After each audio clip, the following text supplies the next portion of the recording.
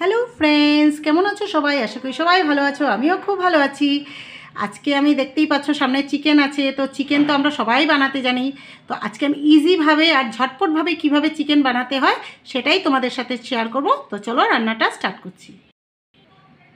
তো চিকেন বানানোর জন্য চিকেন তো অবশ্যই লাগবে। এখানে আমি 600 গ্রামের মতো চিকেন নিয়েছি। তোমরা যতটুকু পরিমাণে করতে চাও সেই পরিমাণে নিতে পারো। আর এখানে বাঙালি আলু না দিলে চিকেন তো ভালো হবেই না, জমবে না। তা আমি এখানে বড় বড় ডুমো ডুমো করে কেটে রেখেছি। আলুগুলো দেখতে পাচ্ছ কি ধামসা সাইজের আলু করে রেখেছি, কেটে রেখেছি। তো চিকেন কষা বানাবো। চিকেন কষা বানানোর জন্য যা যা লাগবে, এখানে পেঁয়াজ কুচো করে রেখেছি, আছে টমেটো কুচো, এখানে লঙ্কা কুচো। আর এখানে আমি একসাথে ঝটপট বলেছি যেহেতু ঝটপটই হবে, এখানে আদা রসুন কাঁচা লঙ্কা পেঁয়াজ একসাথে বেটে রেখেছি। তো চলো আমি আগে মাংসটা ম্যারিনেট করে নিই, তারপরে রান্নাটা স্টার্ট করছি। তো এখানে আদা রসুন পেঁয়াজ কাঁচা লঙ্কা একসাথেই বেটে রেখেছি। তো এটা আমি তোমরা পরিমাণ মতো দিতে পারো। বড় চামচের 2 চামচ দিয়ে দিলাম, 2 চামচের বেশিই হবে এখানে। হ্যাঁ, তোমরা টেস্ট অনুযায়ী যতটুকু লাগে। পেঁয়াজ রসুনটা মাংসতে একটু বেশি হলেই ভালো লাগে। প্লাস আমি পেঁয়াজ কুচো অল্প দেবো, প্লাস ভাজাও করব, পেঁয়াজ ভাজা অল্প করে দিয়েছি। টমেটো কুচো দিচ্ছি। এটা যারা ব্যাচেলার মানুষ থাকে, ছেলেরা প্লাস মেয়েরাও অনেক সময় কাজের জন্য বাইরে থাকে, তো তাদের জন্যই রেসিপিটা বিশেষ করে। তো ওরা তো একটা একটা করে বেটে বহু টাইম লেগে যাবে, তো একসাথে সব কেমনে তাড়াতাড়ি করা যায় তার জন্য এই রেসিপিটা। তো দেখতে পাচ্ছি এখানে লঙ্কা কুচি দিয়েছি। এখন এক এক করে গুঁড়ো মশলা দিয়ে দিব। তো আমি এখানে হলুদ দিয়ে দিচ্ছি 1/2 চামচের মতো, জিরের গুঁড়ো 1 চামচের মতো দিলাম, ধনে গুঁড়ো 1 চামচ, কাশ্মীরি লঙ্কা দিলাম 1 চামচ কালারের জন্য, চিকেন মশলা দিলাম 1 চামচ, টেস্টটা আরও দ্বিগুণ আসবে। গোলমরিচের গুঁড়ো দিচ্ছি 1/2 চামচ। আমি এখানে লঙ্কা বাটাও দিয়েছি, লঙ্কা কুচো প্লাস গোলমরিচ। এটা আমি একটু ঝাল ঝাল করবো, তোমরা তোমাদের ঝাল অনুযায়ী দিও, যে যতটুকু ঝাল খাও। নুন দিয়ে দিলাম 1 চামচ, 1/2 চামচের মতো গরম মশলা গুঁড়ো দিয়ে দিলাম। অল্প করে তেল দিয়ে দিব, মাস্টার্ড অয়েল দিচ্ছি এখানে আমি। এখন এগুলোকে ভালো করে মিক্স করে নেব। আমি এটা হাত দিয়েই করব, হাত দিয়ে করলে জিনিসটা ভালো হবে। তোমরা চাইলে স্পুন দিয়েও করতে পারো, আমি হাত দিয়েই করব। হাতে যে জিনিসটা ভালো করে ম্যারিনেট হবে, প্লাস তার মশলাটা ভালো করে ঢুকবে, আর এটা একদম ইজি আর ঝটপটভাবে হয়ে যায়।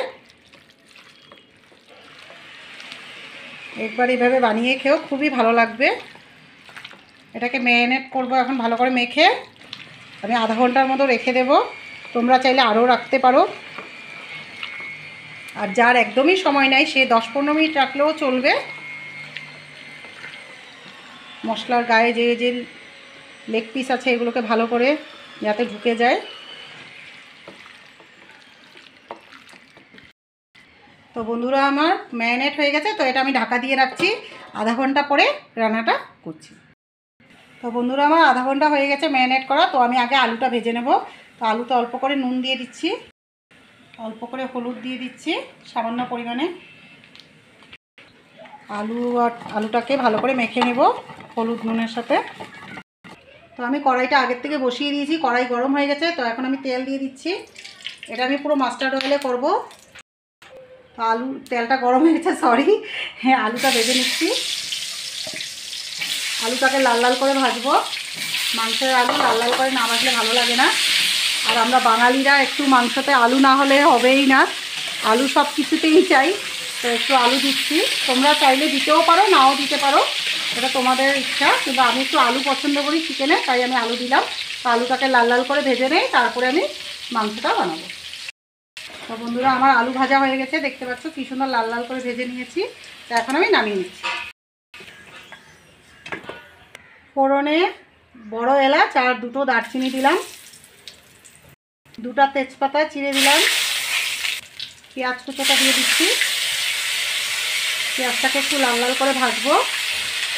বড় এলাচটা দিলে বন্ধুরা গন্ধটা খুব সুন্দর আসে, ছোটো এলাচটা এতটা আসে না। বড় এলাচের গন্ধটা খুবই স্ট্রং, ভালো লাগে। চিকেন কষা একটু মানে গন্ধ ভালো হলে ভালোই লাগে, তার জন্য বড় এলাচটা দিয়েছি। তোমরা না থাকলে ছোটো এলাচও দিতে পারো, কোনো ব্যাপার না। বড় এলাচটা দিলে বেশি ভালো হয়। তো এটাকে একটু লাল লাল করে ভেজে নেব, তারপরে আমি বাকি রান্নাটা করব। তো বন্ধুরা হয়ে গেছে পেঁয়াজটা হালকা হালকা ভাজা। তো এখন আমি মাংসটা দিয়ে দিচ্ছি। এখন এটাকে ভালো করে কষাবো। এটা কষানোর উপরেই আমি তো আধা ঘন্টা রেখেছি ম্যারিনেট করতে বন্ধুরা, তোমরা চাইলে 10 মিনিটেও হয়ে যায় এটা। যেহেতু ঝটপট বলেছি, ঝটপট করে আমিও করি কোনো সময়, তো আজকে একটু টাইম ছিল করেছি। তোমরা 10-15 মিনিটে করে নিতে পারো। এটা খেতে সেই দুর্দান্ত লাগে বন্ধুরা, খুবই গন্ধটা এত সুন্দর, দেওয়ার সাথে সাথে এত সুন্দর গন্ধ বেরিয়েছে। বড় এলাচের গন্ধটা তোমরা নিজেই জানো, খুব সুন্দর একটা গন্ধ ছাড়ে।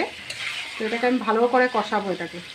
এটা শুধু কষানোর উপরে, যত কষাবে ততই তার টেস্টটা দ্বিগুণ বেড়ে যাবে।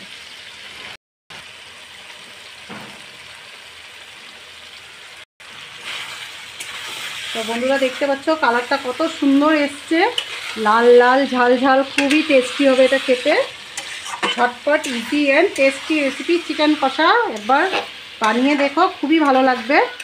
তো আমার কষা হয়েই গেছে, তো এখন আমি আলুটা দিয়ে দিব। আলুটা দিয়ে আরেকটু কষাবো 5 মিনিটের মতো, যাতে আলুর মধ্যেও মশলাগুলো ঢুকে যায় ভালো করে। খেতে দুর্দান্ত লাগে বন্ধুরা, গন্ধটা এত সুন্দর বেরিয়েছে কি বলবো, আমার জিভে জল এখনই চলে এসছে, কতক্ষণে খাবো। তোমরাও একবার ট্রাই করো, করে কমেন্ট করে বলবে কেমন হয়েছে। আমি তো আরও কয়েকবার করেছি, আমার ঘরে এটাই বেশি পছন্দ করে। চিকেনের অনেক রেসিপি আছে, কিন্তু আমার ঘরে এটা বেশি পছন্দ করে, তাই আমি বেশিরভাগ এটাই বানাই। তাই তোমাদের সাথে শেয়ার করলাম ঝটপট ইজিভাবে কিভাবে বানানো যায়। তো আমি এটাকে আরও 5 মিনিট কষাবো, তারপরে আমি সামান্য পরিমাণে জল দেবো। এটা জল দেওয়াই বলে না, এটা শুধু মশলার উপরেই খাওয়া। এটা রুটি, পরোটা বলো, ভাতের সাথে তো তুলনাই হয় না, খুবই ভালো লাগে। আর সানডে স্পেশাল তো জমেই যাবে।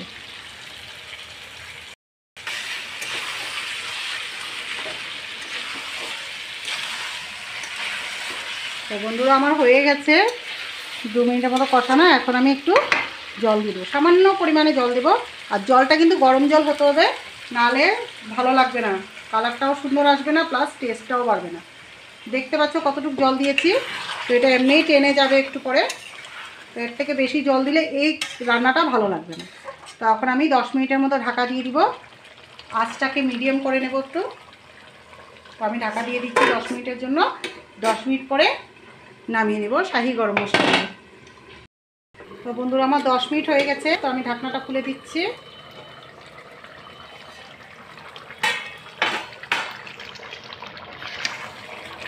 দেখতে পাচ্ছ জলটা পুরো শুকিয়েই গেছে, আর একটু টেনেই যাবে নামালে। আলুর থেকে তো এমনিই থাকেই না, জল থাকবেই না।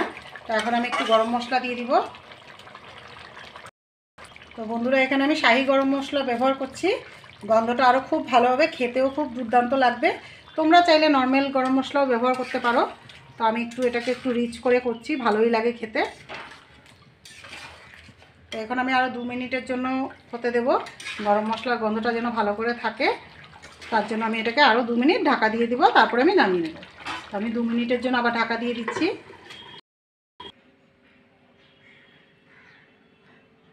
তো বন্ধুরা কীরকম লাগলো আমার এই চিকেনের রেসিপিটা, ভালো লাগলে লাইক, ফলো, শেয়ার, কমেন্ট করতে ভুলো না। এই রেসিপিটা বানিয়ে দেখো, ঝটপট ইজি, খেতেও খুব দুর্দান্ত লাগে। তো আজকের মতো এতটুকুই, নেক্সট আরেকটা নতুন ভিডিও নিয়ে তোমাদের সামনে হাজির হয়ে যাব। প্লিজ একবার ট্রাই করে দেখো, করে কমেন্ট করে বলো কীরকম হয়েছে। তো আজকের মতো টাটা।